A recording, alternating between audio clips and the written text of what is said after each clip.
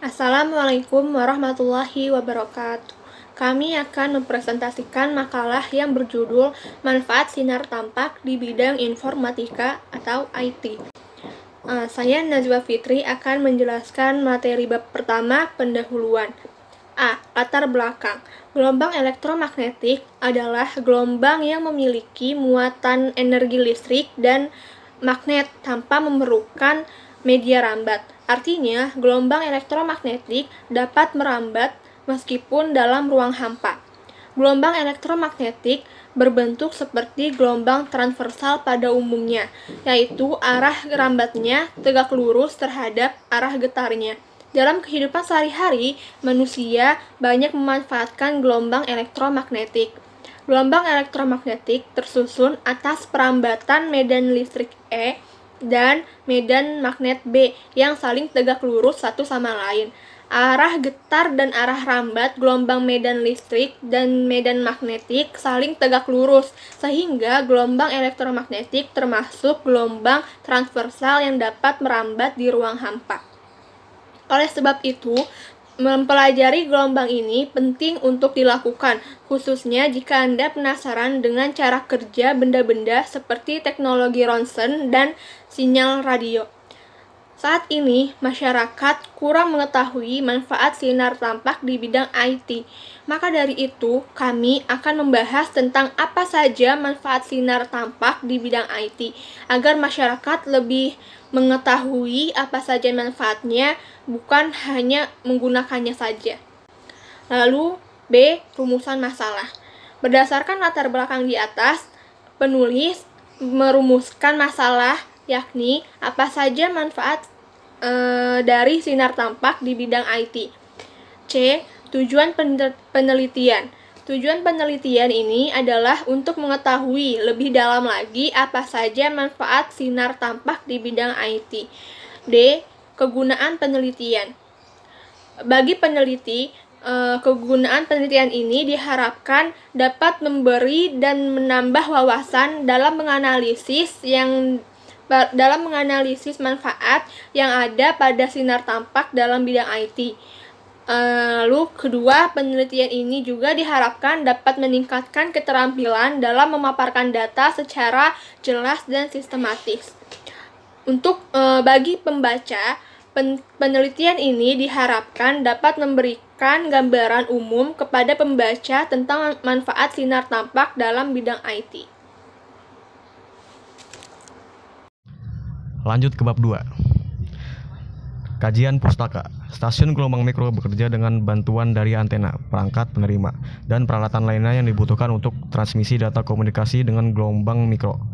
Sinyal gelombang mikro dapat melakukan transmisi data dengan kecepatan mencapai 45 Mbps. Tetapi karena gelombang mikro ini bergerak dalam satu arah garis lurus, maka baik pemancarnya maupun penerimanya harus berada dalam satu garis pandang, sehingga pemasangan pusat dari gelombang mikro ini harus diperhatikan sekali letak dan posisinya untuk menghindari kemungkinan gangguan. Maka dari itu, stasiun gelombang mikro sering kali ditempatkan di puncak-puncak gedung, menara, ataupun gunung.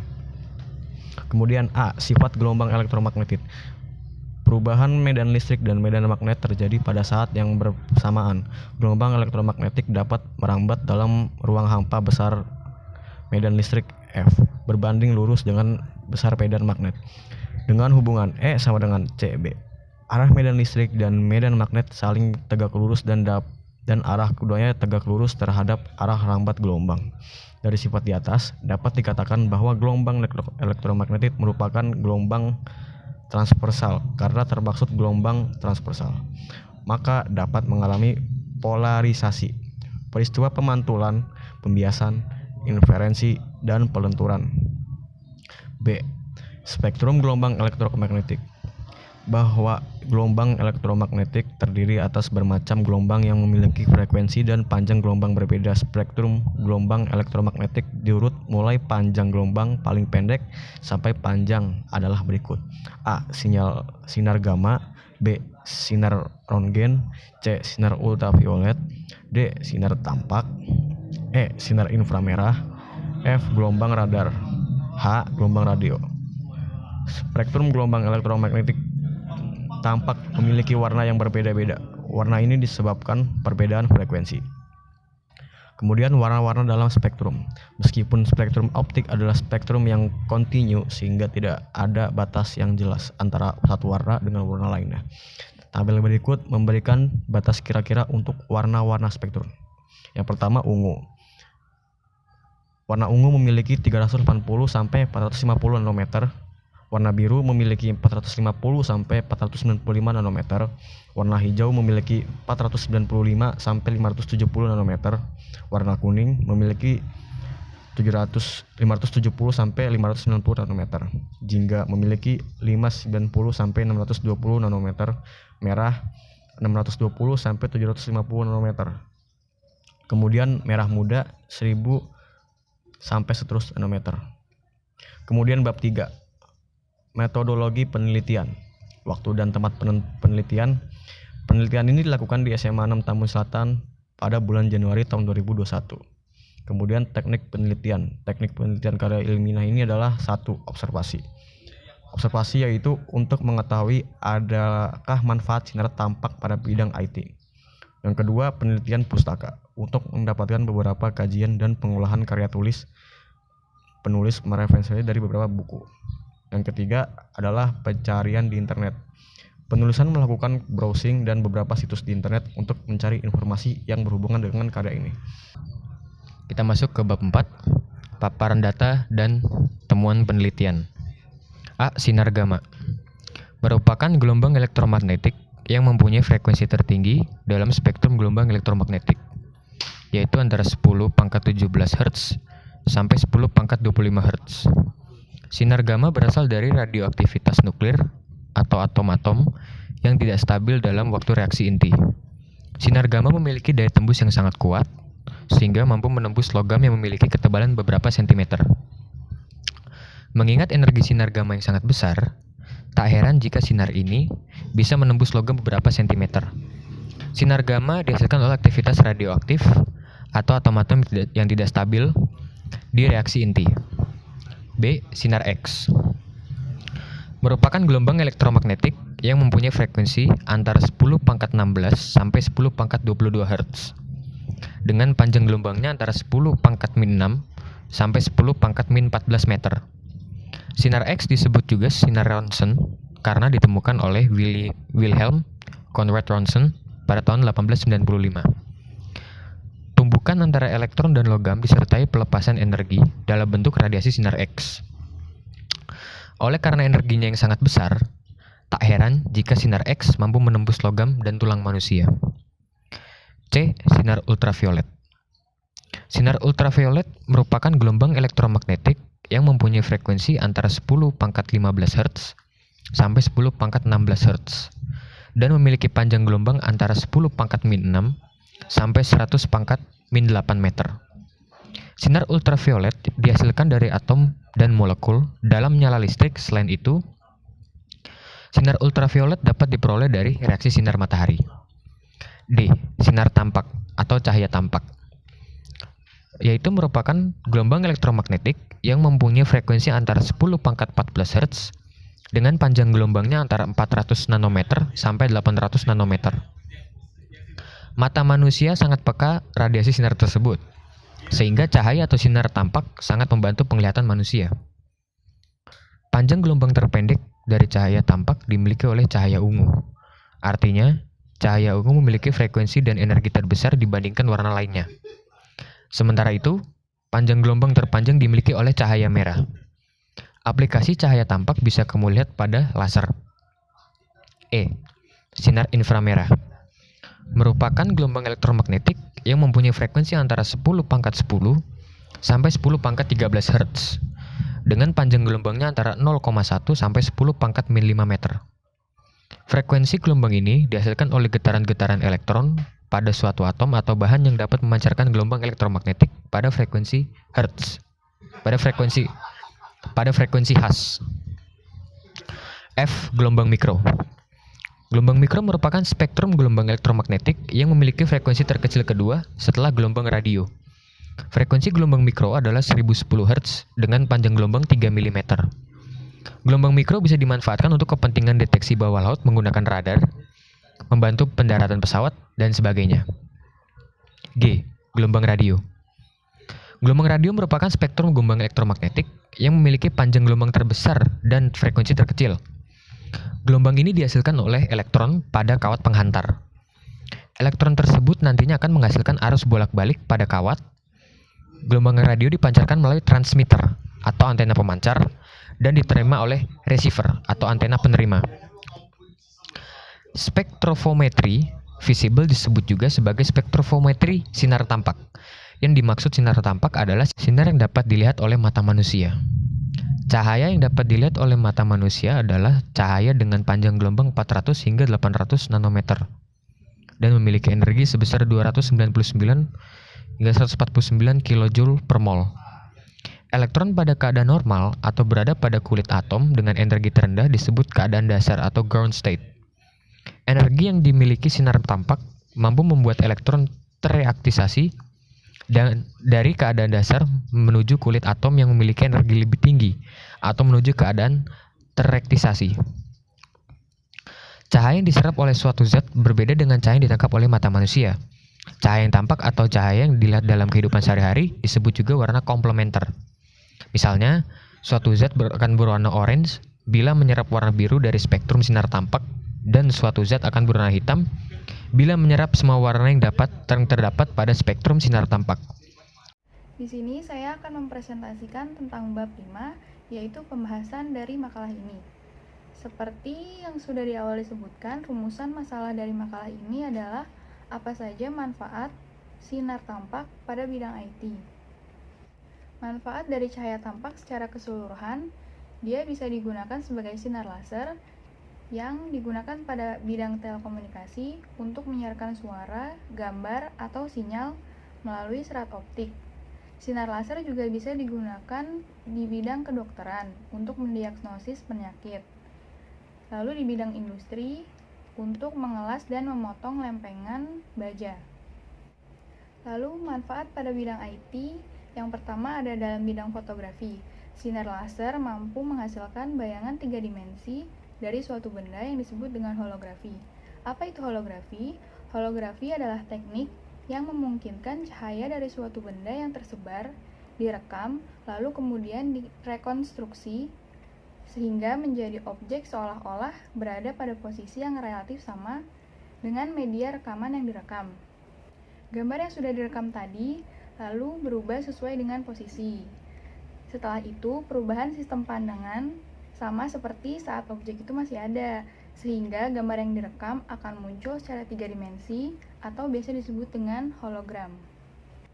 Nah, teknologi perekaman 3 dimensi ini menggunakan sinar murni yang disebut juga dengan sinar laser. Yang kedua ada dalam bidang elektronika, yaitu laser solid state yang berukuran kecil yang digunakan dalam sistem penyimpanan memori optik dalam komputer. Laser solid state ini adalah laser yang menggunakan media penguatan yang padat, bukan cairan seperti pada laser pewarna atau gas seperti pada laser gas. Laser berbasis semikonduktor ini juga dalam kondisi padat, tetapi umumnya dianggap sebagai kelas terpisah dari laser solid state. Media laser ini umumnya adalah media aktif, yang terdiri dari kaca atau bahan inang kristal yang ditambahkan dopan, seperti neodymium, kromium, erbium, thulium, atau ytterbium. Bahan pertama yang digunakan untuk laser ini adalah kristal rubi sintesis. Pada suhu kamar, laser rubi hanya memancarkan gelombang cahaya pendek, tetapi pada suhu kriogenik, laser ini dapat dibuat untuk memancarkan gelombang pulsa yang terus-menerus. Beberapa laser solid state juga dapat disetel menggunakan beberapa teknik intraviolet, yaitu menggunakan etalons, prims, dan gratings atau kombinasi dari semua bahan safir. Media penguat solid state biasanya dipompa secara optik menggunakan flash lamp atau lampu busur atau dengan dioda laser. Laser ini yang dipompa dioda cenderung jauh lebih efisien dan menjadi lebih umum karena biaya lasernya yang tinggi telah menurun. Penguncian mode laser solid state ini dan laser serat memiliki aplikasi yang luas karena pulsa ultra pendek berenergi besar dapat diperoleh. Ada dua jenis peredam jenuh yang banyak digunakan sebagai locker mode, yaitu yang pertama ada sesam dan yang kedua ada SWCNT. Graphene juga telah digunakan. Bahan-bahan yang menggunakan perilaku optik non-linear juga disebut penyerapan jenuh untuk membuat laser menghasilkan pulsa pendek. Yang ketiga ada dalam bidang komunikasi, yaitu sinar laser berfungsi untuk memperkuat cahaya sehingga dapat menyalurkan suara dan sinyal gambar melalui serat optik. Serat optik disebut juga dengan saluran transmisi atau sejenis kabel yang terbuat dari kaca atau plastik yang sangat halus dan lebih kecil dari sehelai rambut, dan dapat digunakan untuk mentransmisikan sinyal cahaya dari suatu tempat ke tempat lain. Sumber cahaya yang digunakan biasanya adalah laser atau LED. Cahaya yang ada di dalam serat optik tidak keluar karena indeks bias dari kaca lebih besar daripada indeks bias dari luar. Karena laser mempunyai spektrum yang sangat sempit, sehingga kecepatan transmisi serat optik sangat tinggi dan sangat berpengaruh atau sangat bagus digunakan sebagai saluran komunikasi. Perkembangan teknologi serat optik saat ini telah menghasilkan pelemahan kurang dari 20 desibel per kilometer dengan lebar jalur yang besar sehingga kemampuan dalam mentransmisikan data menjadi lebih banyak dan cepat dibandingkan dengan penggunaan kabel konvensional. Dengan demikian, serat optik juga sangat cocok digunakan dalam aplikasi sistem telekomunikasi. Serat optik memantulkan dan membiaskan sejumlah cahaya yang merambat di dalamnya. Efisiensi dari serat optik ditentukan oleh kemurnian dari bahan penyusun, gelas atau kaca. Semakin murni bahan gelas, maka semakin sedikit cahaya yang diserap oleh serat optik.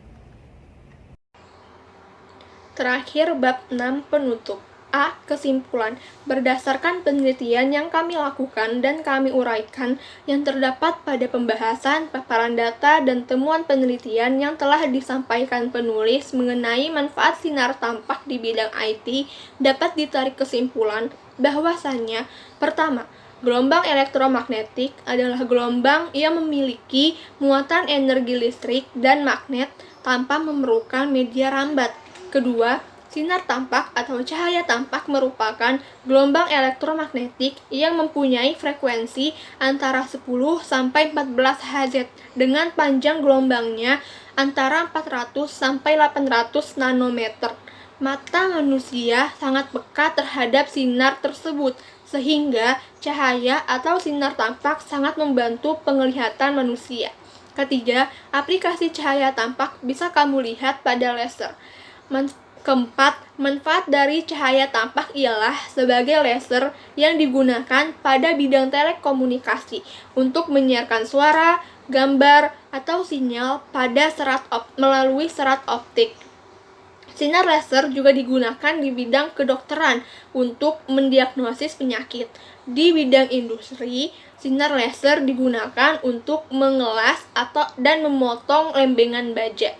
Kelima, dalam bidang fotografi, laser mampu menghasilkan bayangan 3 dimensi dari suatu benda yang disebut holografi.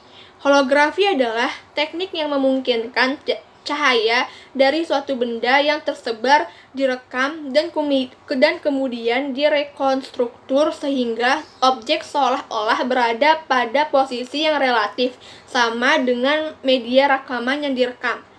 Gambar berubah sesuai dengan posisi dan orientasi dari perubahan sistem pandangan dalam cara yang sama seperti saat objek itu masih ada, sehingga gambar yang direkam akan muncul secara 3 dimensi. Keenam, dalam bidang elektronika, laser solid state berukuran kecil digunakan dalam sistem penyimpanan memori optik dalam komputer. Laser solid state adalah laser yang menggunakan media penguat yang padat, bukan cairan seperti pada laser pewarna atau gas seperti pada laser gas. Umumnya, media aktif laser solid state terdiri dari kaca atau bahan inang kristal yang ditambahkan dopan seperti neodymium, kromium, erbium, thulium, atau ytterbium. Sekian dari kami.